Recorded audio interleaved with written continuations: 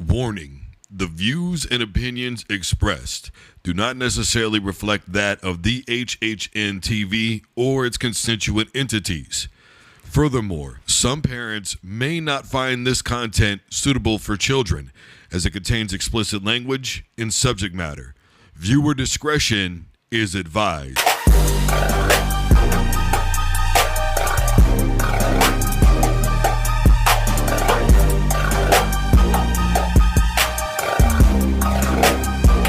Hello, everybody. I'm Drew Duncan. The show's fired up, and we are live. Facebook, Twitter, and Instagram is all at Drew Duncan Radio. I am wherever you are listening to podcasts. Take a device to play Fired Up by Drew Duncan on iTunes, iHeart.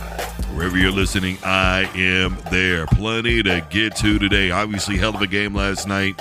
LSU, USC. We're going to be getting into that. We didn't have time to get into it on Friday, so we will be talking about Steph Curry, his new deal. We're going to be talking about North Dakota State and Colorado, ESPN, what they had to say about SEC and the amount of points that they were winning by in some of their games. We're going to be talking Notre Dame and Michigan versus Fresno State. We got Miami, Florida, plenty to get to today with college football. Well, first thing is first, USC, LSU. Look, for me, the bottom line of this game is LSU is going to look back on this, and they're going to say to themselves that they should have won that football game. Look, in terms of the quarterbacks, really great performances by both. At the end of the day, it took really spectacular plays from Kyron Hudson, especially at the end of the football game. I mean, come on, everybody's going to see that. In order for USC to win, Brian Kelly complaining and doing what he normally does is why they lost this football game. Look, I always say that a team ends up being reflective of who their head coach is. And to be honest with you, I'm not high on Brian Kelly, and I'm not even really high on Lincoln Riley. Honestly, I just figured LSU was a much more talented football team. And at the end of the day, I still maintain that overall, they're a more talented football team.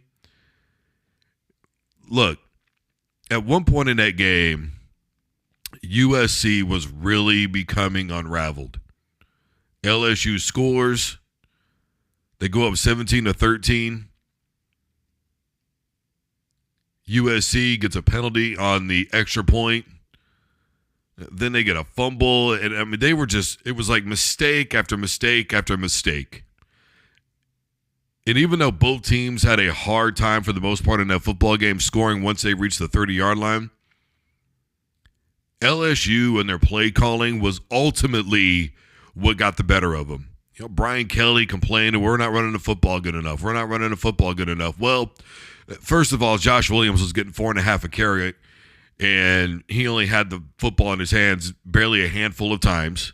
I don't know what you expect him to do. I mean, in the first half, they threw it 24 and they ran it 12 or 13. Then on top of that, you're running it on first down, you're running it on second down, and you're not doing anything creative. You're just running the football up the middle. And then in the third quarter, when they started doing creative things, they started running counters, they started running sweeps, they started running toss plays, they started doing some other things with the run game, it became successful, especially with Emory. So Brian Kelly had nobody at the end of the day to blame but himself and his offensive coordinator for the lack of run game in the first half from LSU, which could have been a lot better. And look, I get it. You got a quarterback that's playing really good football. You know, just taking what the defense gives him, not forcing things down deep. Took that shot in the end zone. That was why the play was scored, knowing exactly where his guy is going to be. Taking a shot one-on-one, but they also failed on the fourth down at the beginning of that football game. First drive, they're on, inside the 5-yard line of USC. They didn't simplify the play calling enough to me in order to get into the end zone. USC was beating themselves. It missed a field goal in that game. And LSU still couldn't win. And defensively, they were in Moss's face all game long. Now, Moss made a couple of really good throws, do not get me wrong. But that receiving core from USC was absolutely outstanding as a whole. More than just Hudson. They were phenomenal. But again, Brian Kelly, how come we can't get a snap? His guys, Lyman, hey, I can't hear you. Why are we not? You're not doing a silent cadence. You're not doing a silent snap count. I mean, it's just basic little things like that. The LSU, they're going to look back and they're going to say, we should have done this, we should have done that, we could have won this football game. They should have won that football game. Probably not running away, but I would say they could have won it by 10. When they were up 17-13 and USC was becoming unraveled, that should have been the demise right there. That should have been the moment when LSU was able to maybe pull away, get another touchdown. Maybe SC gets a field goal or a 6 or something like that from there. But it should have been pretty much LSU's ball game from that moment on. And it wasn't. I will give credit to SC. I mean, they stay composed. Something that we didn't see from them a season ago when they were in similar situations. Now, I'm sure we all remember that image of Caleb Williams after, the 4th loss in a row, running into the stands to his family and just crying. Just couldn't get it done. At the end of the day, LSU defeated themselves. And to me, it's not necessarily the players. It was the coaching decisions in that football game. This place is getting loud. We got 106 decibels going on. Silent count. Silent count. By the way, Hudson maybe made 2 of the best catches that you'll ever see, ever. Definitely probably for the season. In one football game. LSU beat them. I mean, again, you had the penalty that got somebody ejected at the end of that football game. And he still hung on to the football.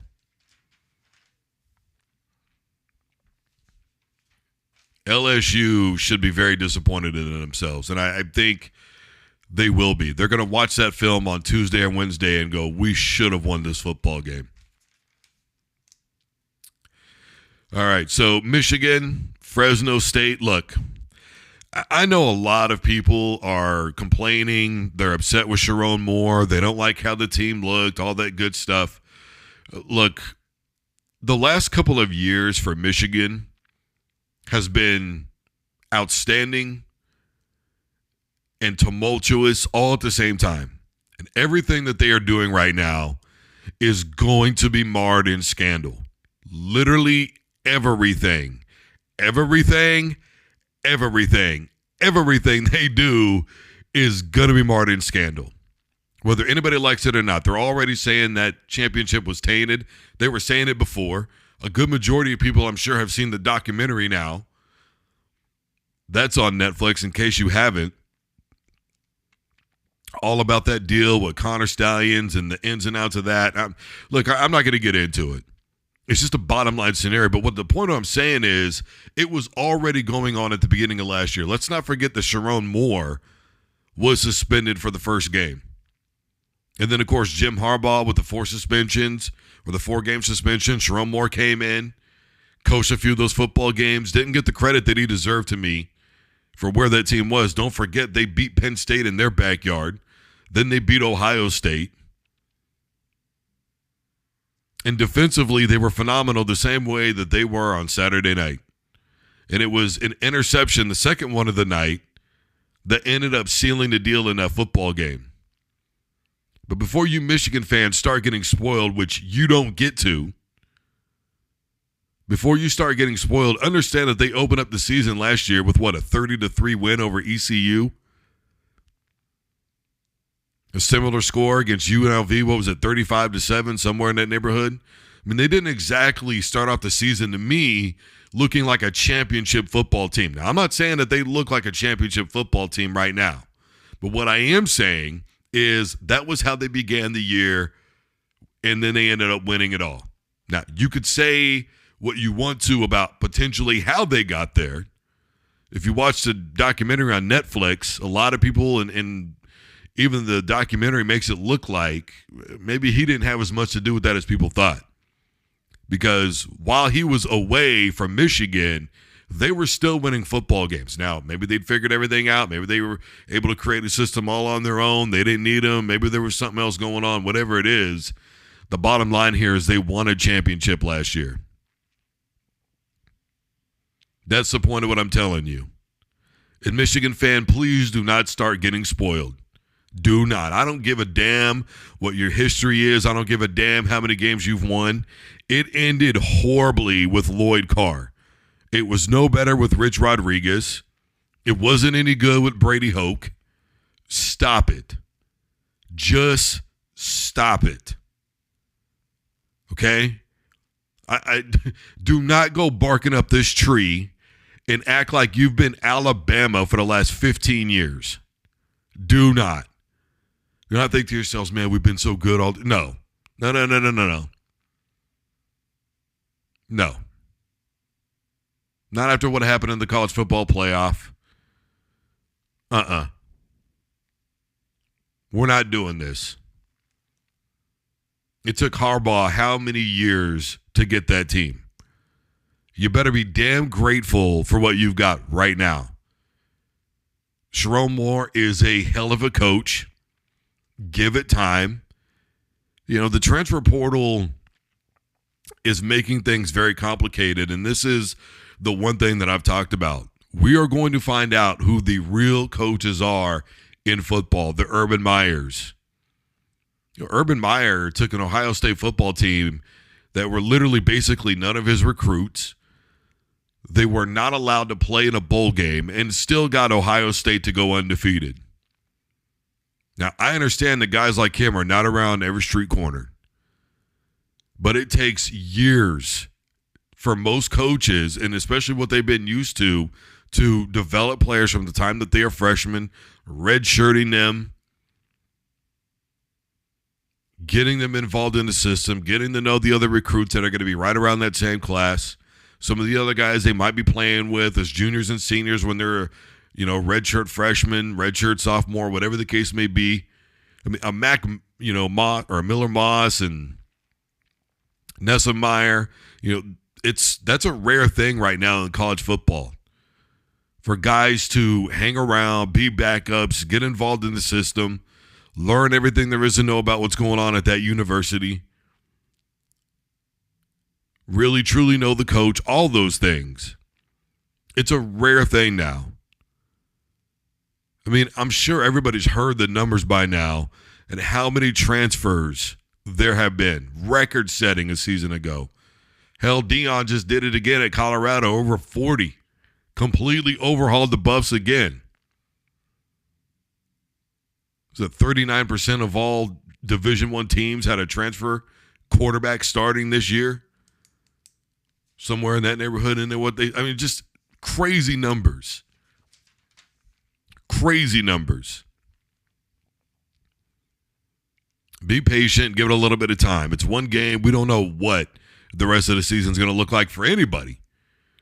Look, that was a great win by USC, okay? But we don't know what it's going to look like going forward. Same thing with Georgia Tech. Great win over Florida State. It didn't start off great against Georgia State. Ended up taking care of business. Florida State's got Boston College tonight. You know, we'll see how everything plays out.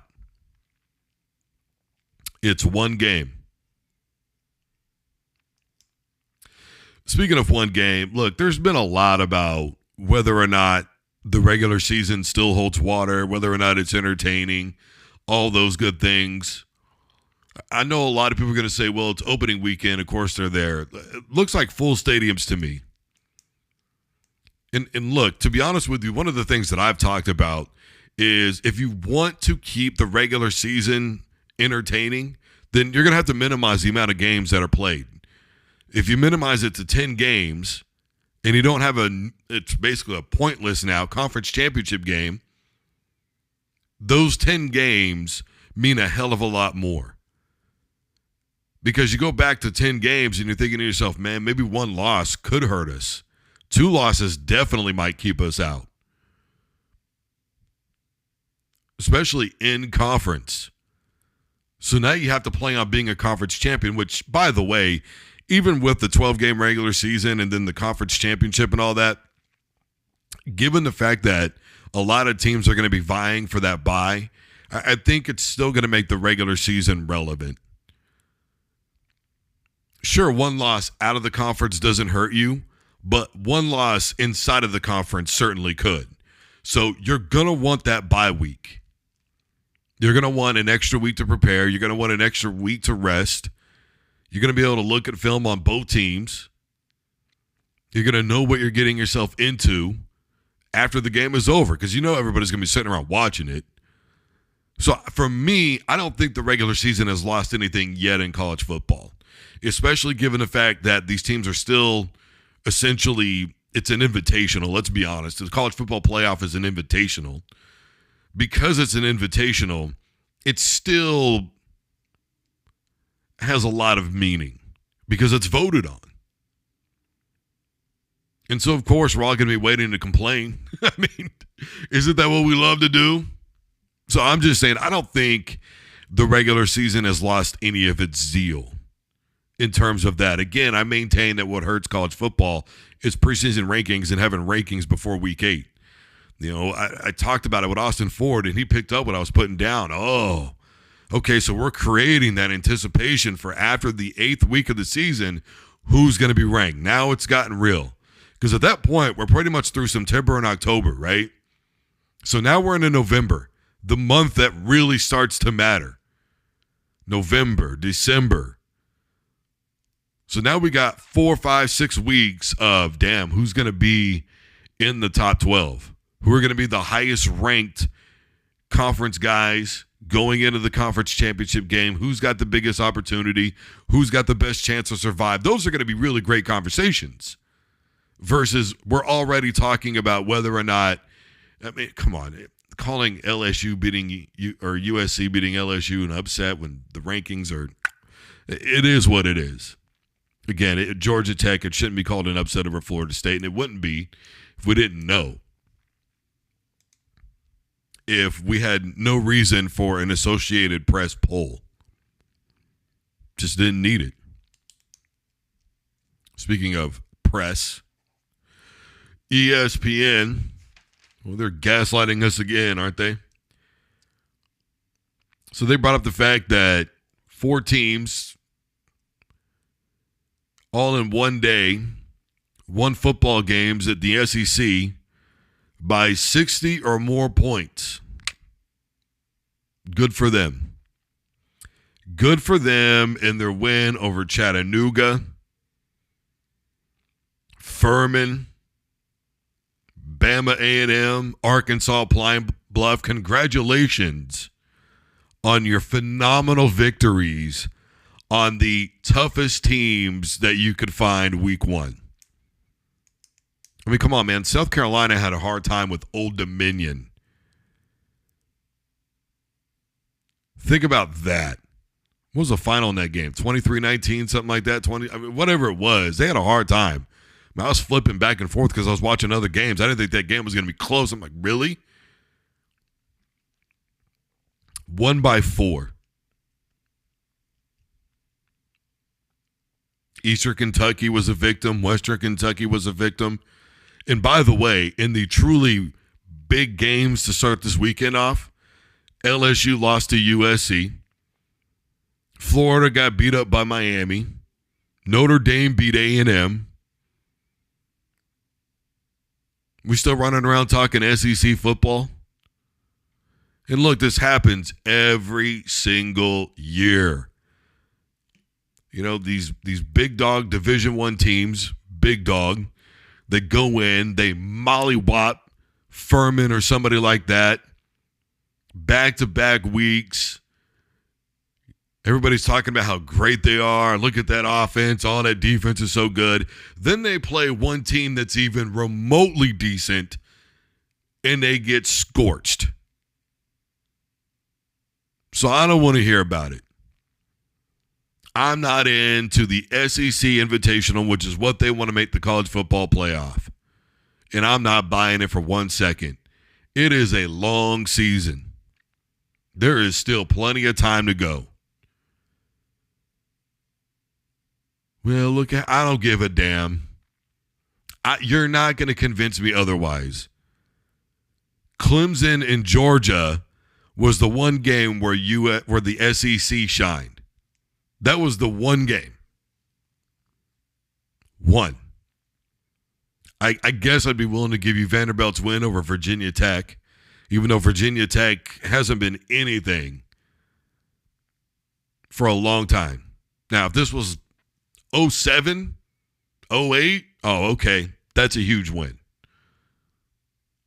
2024, that win over Virginia Tech, not the greatest, but hey, at least it's a Power 5 school. And Vanderbilt, what it had been 19 years since they'd done something like that. So they had the win coming to them eventually.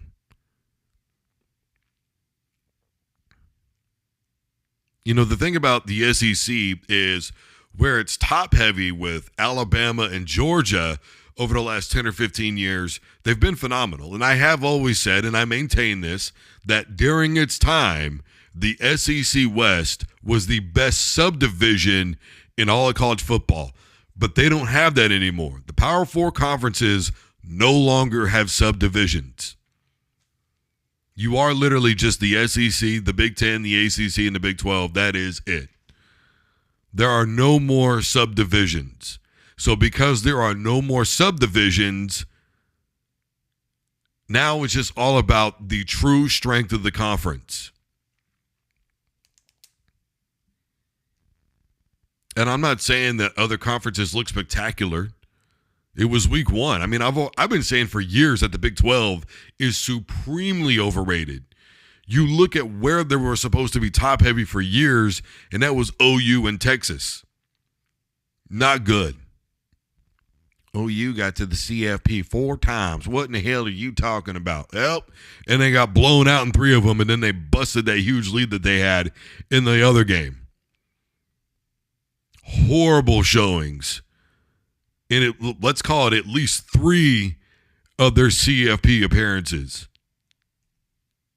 Double-digit losses in every one of them except for the one where they lost in overtime. But even them blew that huge lead that they had. So you're not going to convince me that the Big 12 was worth anything. The Pac-12 really wasn't all that great to me. Well, then doesn't that just verify the SEC? Look, the SEC survived off the fact that they got phenomenal promotion from ESPN, starting right around the time that Nick Saban decided to sign back with Alabama. And what you need to understand is trickle-up economics, trickle-down economics, whatever the hell you want to call it. They're getting all these players over there, and they're getting them on TV. And so with these better recruiting profiles are becoming better players, right? So you have better players going to these SEC schools. Now you're going to be able to attract a better coach because there's better players that are going over there. Better players, better coach equals more wins. The fact that people do not understand economic math blows me away. The amount of money that ESPN continues to spend on the SEC network. Well, don't they have their hands in the ACC too? Well, take one guess as to the second most championships in a conference for football since 2010. Then ask yourself, how many times has somebody from the ACC won a basketball championship since 2010? Go look at that number and figure out the math on that. What do you think happened with the Big East? I mean, it was a whole brag and requiem for the Big East about ESPN and their connection to the Big East and having those games on. Come on. It's pretty simple to figure out. I'm not saying that the SEC is not dominant. I'm pointing to why they are dominant. And Fox and everybody else is still trying to catch up on how to promote their big brands. What I'm saying here is, the point of what I'm saying is, let's just chill out on the SEC right now for this point in the season. Especially because, like I said, Furman, whatever, bro. Chattanooga, you struggle with Old Dominion, I don't want to hear about it. I just don't.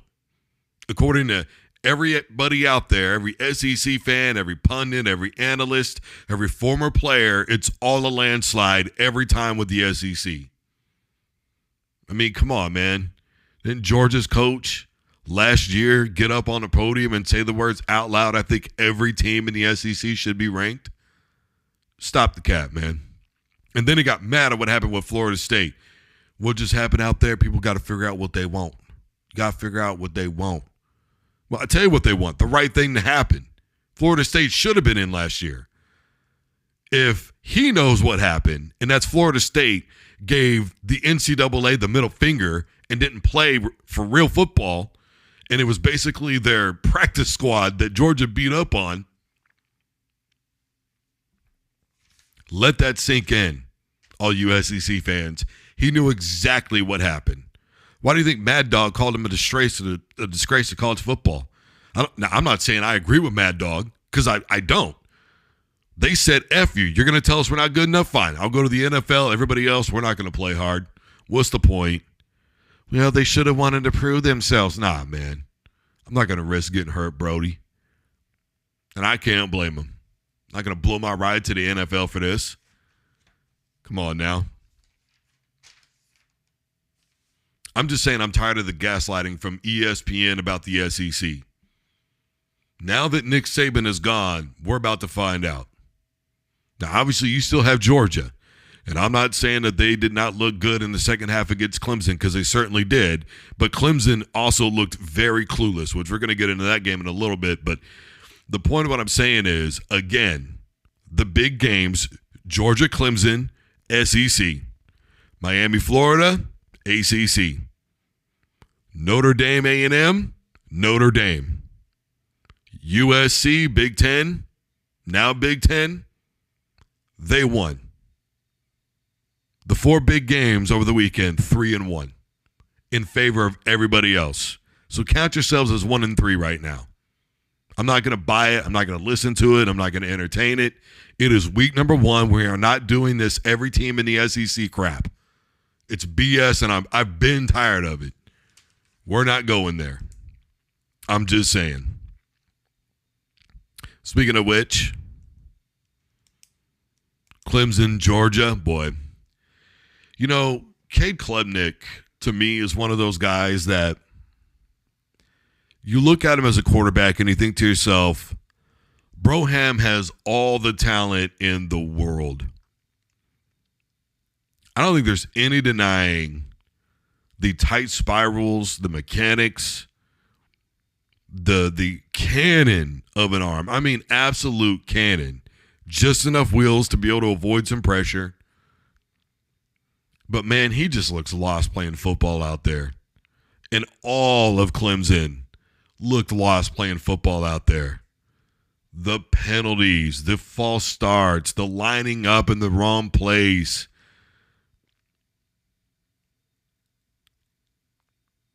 Just a lot of little things, and it all added up. Defensively, you know, I know that the final score ended up being what it was, but defensively, they really weren't bad. They weren't. They played very well against Georgia in the first half of that football game. But Georgia came out in the second half, and they made all the necessary adjustments. And adjusting is something that Dabo Swinney doesn't seem to want to do in-game or in the recruiting business either. Look, I can appreciate where he's coming from. I know what his hang-up is. But there's only one team since 2018 who hasn't started a transfer, and that is Clemson. And I talked about this last season and the season before. Adapt or die, Broham. You are not the Green Bay Packers. This is not the NFL.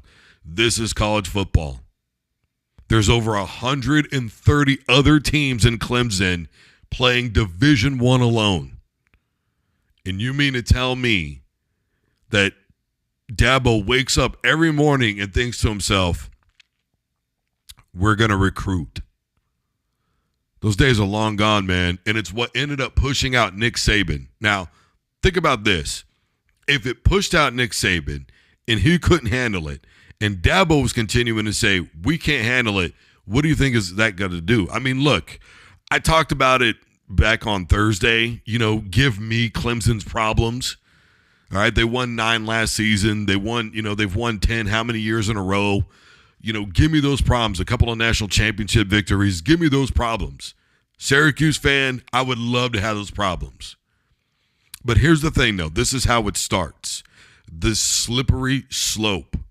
And last year was a season where, granted the second half of the year they did what they did, but they didn't really play anybody that was significant and win football games.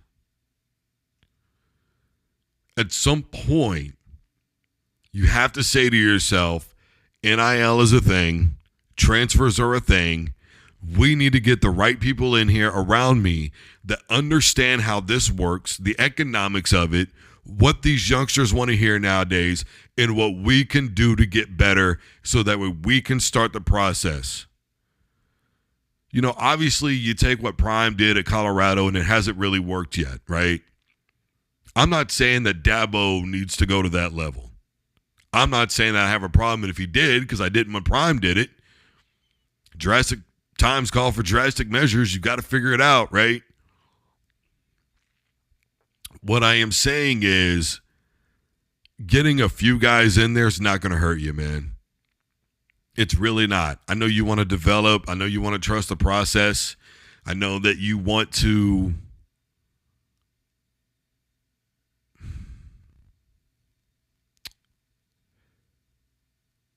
go with your gut, trust who you are as a coach, and say, I can do this. I don't need this. I'm good. Okay, but it's not working. And all those recruits that you had that were from your last really good season, they're gone. Now you have to move on. I think for me, if Dabo doesn't win at least 9 or 10 games this year, and I mean that, I think even 8 games gets him fired. And I'm not even kidding. Because Clemson's going to look around and they're going to go, man, everybody else is with the times. We have to do this. I think, honestly, that is part of why Nick Saban stepped away. I think he stepped away because he knew that it would be good for the program for him to be gone, because he's not going to embrace this. He's not. He didn't want to deal with it, really, and talk about it when he had Jalen Hurts and Tua on one football team. He was, talking about, this and that, and they're going to do what they're got to do and all this other stuff, and being cryptic and kind of angry about it all. And even back then, he was having a hard time with it. But he knew he could no longer survive in the new college football. He just can't. So what did he do? He said, to hell with it. I'm done.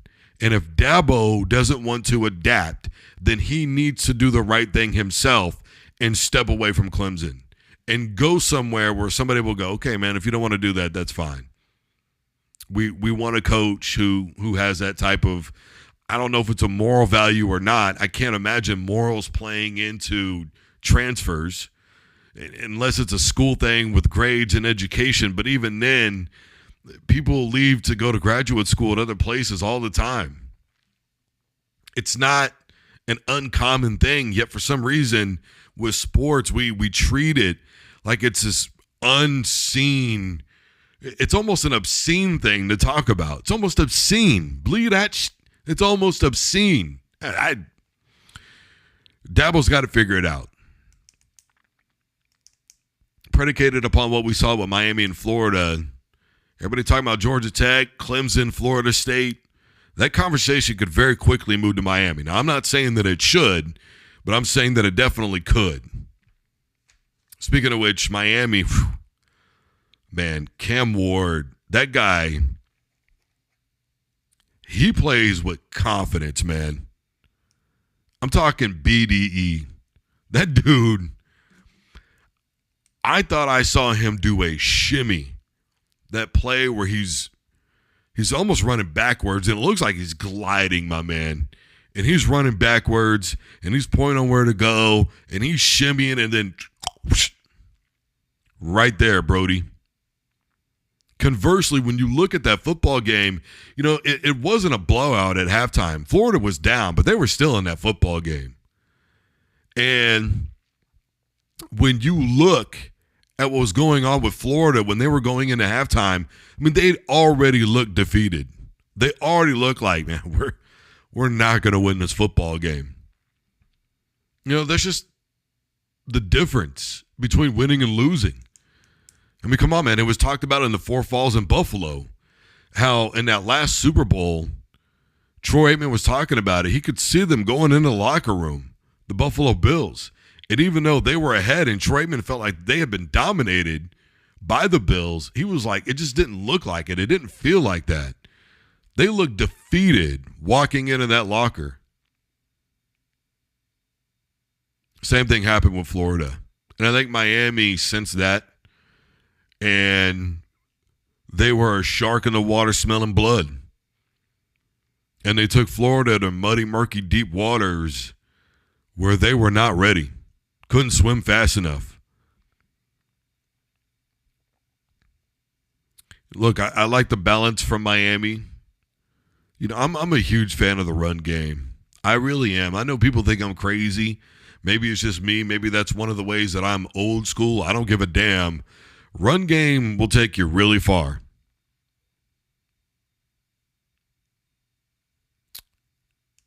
Miami, to me, was the most balanced football team, other than maybe Georgia, that I saw play all weekend long. Between the run, the pass, the balanced play calling, all kinds of different looks, formations, plays.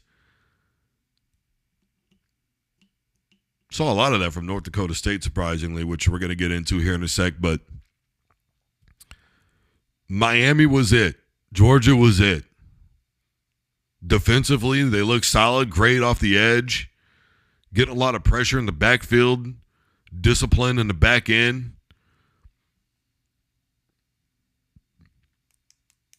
They were, to me, the most two balanced teams that I saw play all weekend.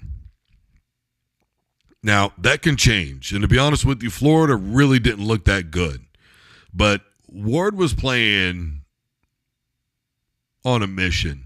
And I think that was very obvious. I don't know how good Miami's going to be this year.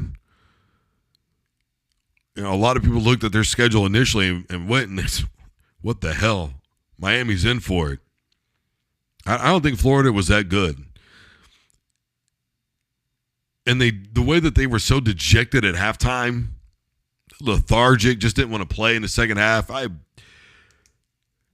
I'm not ready to say that that's a really good win right now. I'm just not. And that's got nothing to do with the SEC for all the people.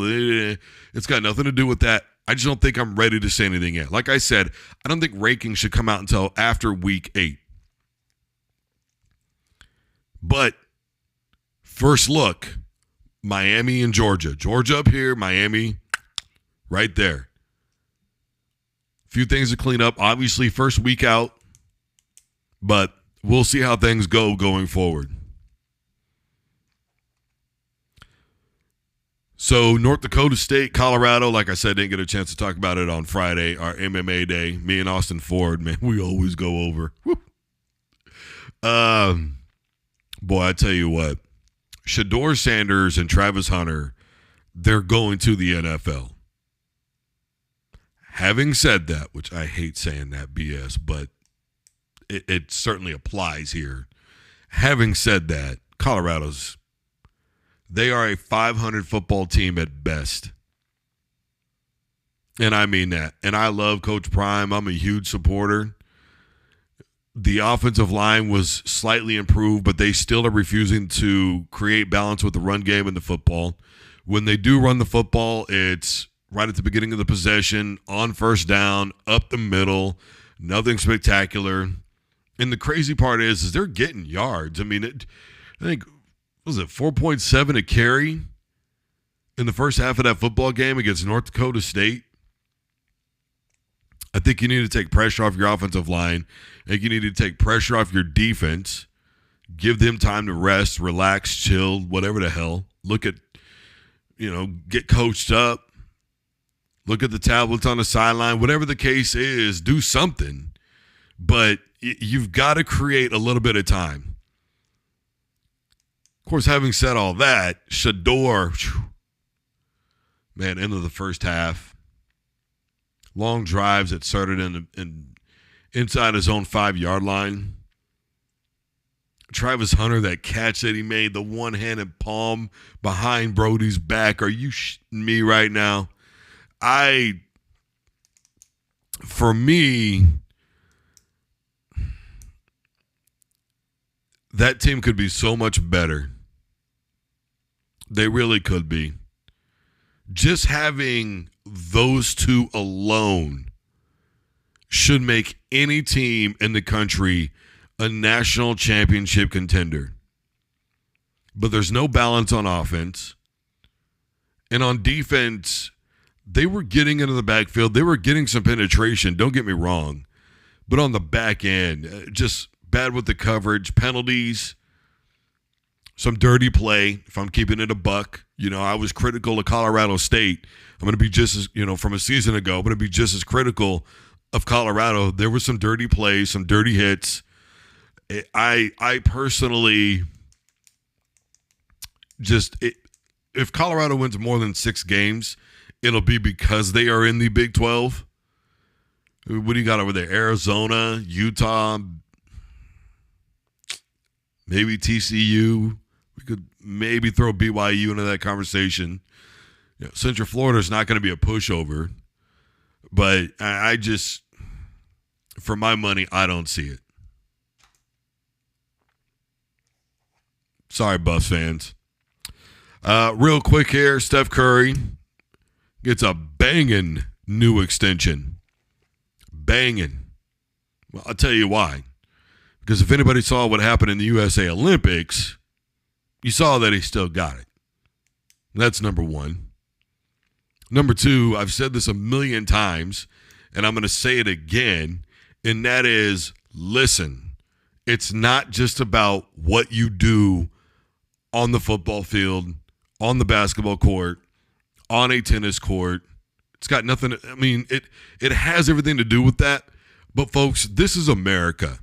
And America is all about marketability. This guy's great.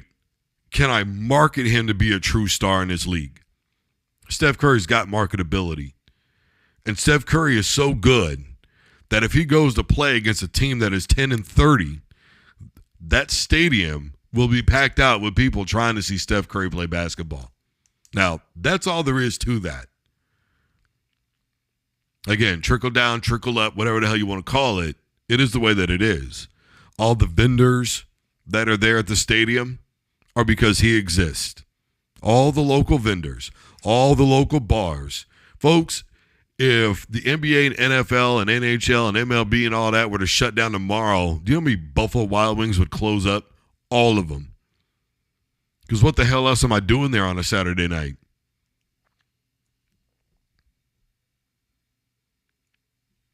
Seriously. So I'm just telling you that because he does so much for that community, the amount of money that he makes, all the local bars that are full because he's playing basketball. That's why. All the jersey sales, the sponsorship money that comes in, the TV time, so the TV money.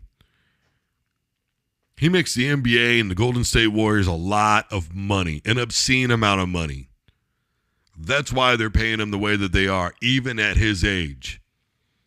And if anybody saw the Olympics or even caught a few highlights, you are going to realize that it is because of him why they won a gold medal, and that's all there is to it. I don't want to take anything away from anybody else, but Curry came in those last few games and did what Curry does.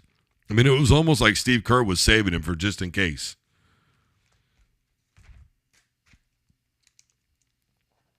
It is what it is. Final thought here real quick. Notre Dame, A&M. Notre Dame was a lot more of a physical football team than I thought they would be, especially on the ground. I really thought that losing Audric Estime was not going to be good for them. They haven't done well at the quarterback position in a very long time. Could be a little bit different. A&M just not ready for the moment. It is what it is. In their backyard, Notre Dame winning that football game, I will say this, pretty impressive. But again, SEC pretty much won everybody else. All right, everybody. I am Drew Duncan. The show's fired up, and we are live. Facebook, Twitter, and Instagram is all Drew Duncan Radio. Google Fired Up by Drew Duncan, and of course, you can tell your device to play Fired Up by Drew Duncan or download the HHN TV, aka the Hip Hop Network app, available on all your smart devices, iPhone, iPad, etc. Wherever you are, they are, and of course, I am live Monday through Friday from 9 o'clock Eastern Standard Time on WBFR Radio, Block 50 Radio, block50radio.com is live 24/7, 365. Guys, your local programming is next. Don't you dare touch that dial.